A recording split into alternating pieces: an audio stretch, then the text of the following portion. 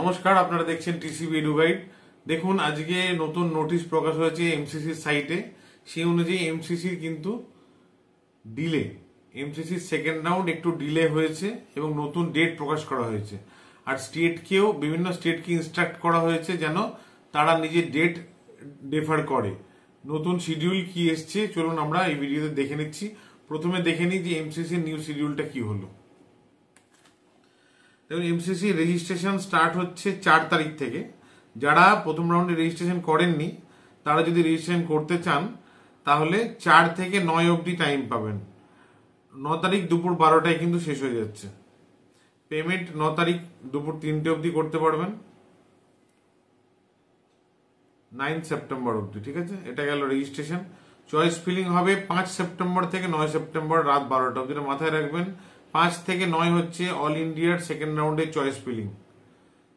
আর result হচ্ছে 12ই September. 12ই সেপ্টেম্বর রেজাল্ট। আর ভর্তির ডেটটা খুব ইম্পর্টেন্ট। সেকেন্ড রাউন্ডে অল ইন্ডিয়া কাউন্সিলিং যারা চান্স পাবেন তাদের ভর্তির ডেট দেওয়া হয়েছে 13 থেকে 19 সেপ্টেম্বর। তার মানে মেন ইম্পর্টেন্ট পয়েন্টটা হলো এটাই যে অল ইন্ডিয়া সেকেন্ড রাউন্ডের চয়েস ফিলিং 5 থেকে 9, রেজাল্ট 12 এবং রিপোর্টিং 13 থেকে 19। এটা আমরা দেখে নিলাম যে অল ইন্ডিয়া কাউন্সিলিং এর ডেট কি এসছে সেকেন্ড রাউন্ড। চলুন দেখে নিই যে স্টেটের টেন্টেটিভ শিডিউল কি হতে যাচ্ছে, মানে গভর্নমেন্ট অফ ইন্ডিয়া স্টেটকে কিরকম নির্দেশ দিয়েছে। স্টেট কাউন্সিলিং সেকেন্ড রাউন্ডের 10 থেকে 19 সেপ্টেম্বরের মধ্যে কন্ডাক্ট করতে হবে, 10 থেকে 19। এবং ভর্তি রাখতে হবে 26 এবং 27 সেপ্টেম্বর, মানে পুজোর ঠিক মুখে মুখে ভর্তির ডেট পড়বে।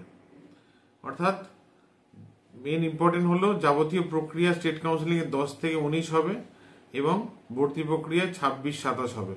অর্থাৎ আজকে যে রেজাল্ট বেরোনোর কথা ছিল, মানে চয়েস ফিলিং শুরু হওয়ার কথা ছিল, সেটা কিন্তু মোস্ট প্রবাবলি হচ্ছে না। ডাব্লিউবিএমসি সাইটে বিকেলে কোনো নোটিশ চলে আসবে, এটা কিন্তু ডিলে করে দেওয়া হবে।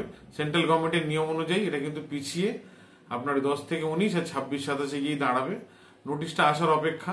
নোটিশ এলেই বিস্তারিত ডেট আমরা এই ভিডিওর মাধ্যমে জানাবো। নমস্কার।